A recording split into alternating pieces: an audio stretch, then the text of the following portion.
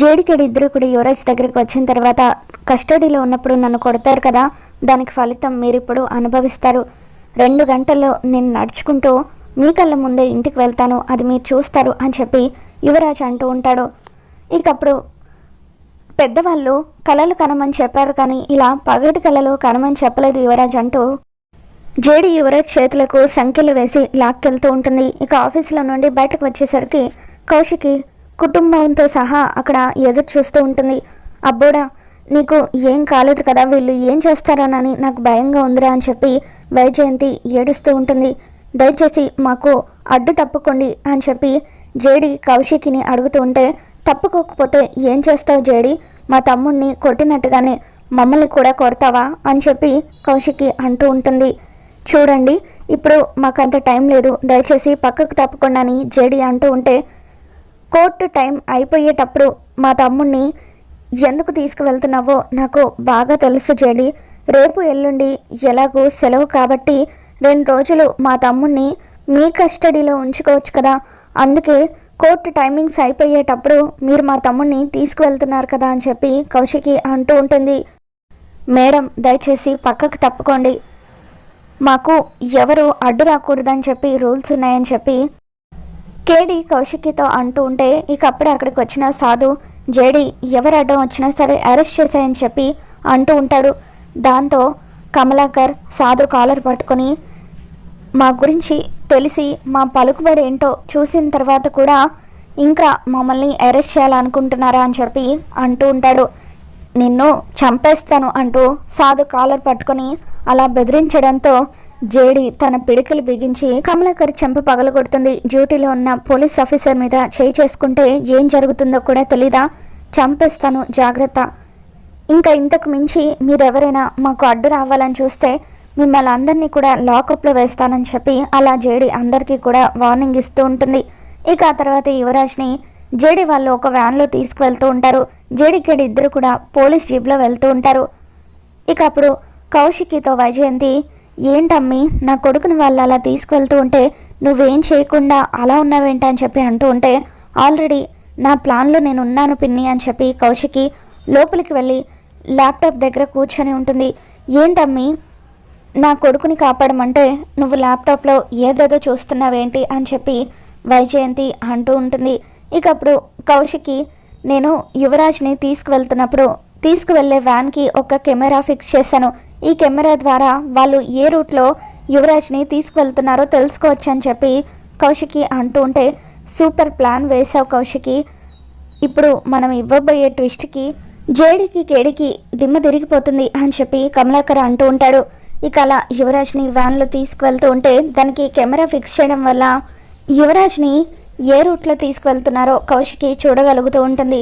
కొంత దూరం వెళ్ళిన తర్వాత పోలీస్ జీప్ వ్యాన్ 2 కూడా సపరేట్ అవుతూ ఉంటాయి. మీనన్ మనుషులు మీనన్తో, బాయ్, యువరాజ్ని తప్పించడానికి అన్ని ఏర్పాట్లు పూర్తయ్యాయి, ఆ వ్యాన్ డ్రైవర్ కూడా మనవాడే, కోర్టుకు వెళ్ళే రూట్లో కాకుండా మన ప్లేస్కి అతను యువరాజ్ని తీసుకుని వస్తాడు అని చెప్పి అంటూ ఉంటే ఇక మీనన్ చాలా సంతోషపడిపోతూ, ఇప్పుడు ఆ జేడి మొహం చూడాలనుంది, యువరాజ్ తన దగ్గర నుండి తప్పించుకుంటే ఎలా ఉంటుందో, ఆ జేడి ఫేస్లో ఎక్స్ప్రెషన్ ఎలా ఉంటుందో చూడాలనుంది, మొత్తానికి ఆ జేడికి నా చేతిలో ఓటమి మొదలైంది, జేడి కళ్ళల్లో చావు భయం చూడాలనుంది అని చెప్పి అలా మీనన్ అంటూ ఉంటాడు. ఇక మీనన్ తన మనుషులతో కలిసి యువరాజ్ వెళ్తున్న వ్యాన్ దగ్గరికి వస్తాడు. ఇక ఆ వ్యాన్ దగ్గరికి వచ్చిన తర్వాత అక్కడ పోలీసులు మీనన్ని అడ్డుకుంటూ ఉంటారు. చూడండి, మీరు యువరాజ్ని కాపాడడానికి వచ్చారని తెలుసు, కానీ రూల్స్కి వ్యతిరేకంగా మీరేం చేసినా కూడా మిమ్మల్ని షూట్ చేస్తామని చెప్పి పోలీసులు అంటూ ఉంటే అప్పుడు మీనన్ మనుషులు, మీ ఎదురుగా నిలబడింది ఎవరో తెలిస్తే మీరు గన్స్ని అక్కడే పడేసి పారిపోతారు, తెలిసిన తర్వాత కూడా మీరు మమ్మల్ని అడ్డుకోవాలని చూస్తే యువరాజ్ని వదిలేసి మేమే వెళ్ళిపోతామని చెప్పి వాళ్ళు అంటూ ఉంటారు. మీ ఎదురుగా నిలబడింది మీనన్ అని చెప్పి మీనన్ మనుషులు చెప్పగానే పోలీసులు భయంతో అక్కడి నుండి పారిపోతారు. ఇక మీనన్ మనుషులు వ్యాన్ తలుపులను పగలగొట్టి చూసేసరికి అందులో జేడి కేడి ఇద్దరు కూడా ఉంటారు. ఇక జేడి ప్లాన్ ప్రకారం ముందుగానే కోర్టుకు వెళ్ళేటప్పుడు దారి మధ్యలో ఎవరు తమని ఫాలో చేయడం లేదని నిర్ధారించుకున్న తర్వాత ఒక చోట ఆపి యువరాజ్ని కార్లో పంపించేసి వ్యాన్లో జేడీకేడి ఇద్దరు కూడా కూర్చొని ఉంటారు. ఇక వాళ్ళిద్దరూ వ్యాన్లో కూర్చొనేసరికి ఒక్కసారిగా మీనన్ షాక్ అవుతూ ఉంటాడు. నా ఫేస్లో ఎక్స్ప్రెషన్ తర్వాత సంగతి, కానీ నీ ఫేస్లో ఎక్స్ప్రెషన్ మాత్రం నేను అస్సలు ఊహించలేదు మీనన్ అని చెప్పి జేడీ అంటూ ఉంటుంది. అయినా యువరాజ్ని మేము కోర్టులో నిజంగానే ప్రొడ్యూస్ చేయడానికి తీసుకువెళ్తున్నాం అనుకున్నావా? కలుగులో ఉన్న ఎలకను పట్టుకోవాలంటే పొగ పెట్టాలి కదా, అటువంటి ప్రయత్నమే మేము కూడా చేశాము. నిన్ను పట్టుకోవడం కోసమే యువరాజ్ని కోర్టుకు తీసుకువెళ్తున్నట్టుగా నాటకం ఆడామని చెప్పి ఇక అలా జేడీ అనగానే మీనన్ అయితే నాతోనే తలపడాలనుకుంటున్నావా? సరే జేడీ అని చెప్పి తన మనుషులను పంపించడంతో జేడీకేడి ఇద్దరు కూడా మీనన్ మనుషులతో ఫైట్ చేస్తూ ఉంటారు. ఇక అలా అందరినీ కొట్టి పడేసిన తర్వాత చివరిగా మీనన్ని కేడి పట్టుకొని ఉండడంతో ఇక అప్పుడు జేడీ నువ్వు చీకట్లో ఉండి ఎంతోమంది జీవితాలను సర్వనాశనం చేశావు, ఎన్నో కుటుంబాలు నీ వల్ల బలయ్యాయి అని చెప్పి అంటూ ఉంటే ఇంకా ఆలోచిస్తున్నావు ఏంటి జేడీ, షూట్ చేయని చెప్పి కేడి అంటూ ఉంటే ఇక అలా జేడీ ముసుగులో ఉన్న నీ మొహాన్ని తొలగించని చెప్పి అలా మీనన్ ముసుగుని తొలగించి గన్ని గురిపెట్టి షూట్ చేయబోతూ ఉంటుంది.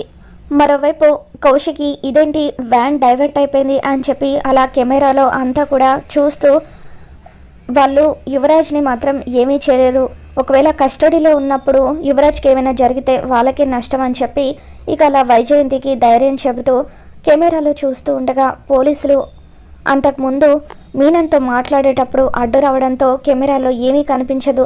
ఇదేంటి కెమెరా ముందు ఏమీ కనిపించడం లేదు, అసలు ఏం జరుగుతుంది అక్కడ అని చెప్పి కౌశికి వాళ్ళు కంగారు పడిపోతూ ఉంటారు. మరి రాబోతున్న ఎపిసోడ్లో ఏం జరగబోతుందో మళ్ళీ మన ఛానల్లో తెలుసుకుందాం. వీడియో నచ్చినట్లయితే తప్పకుండా లైక్ చేయండి.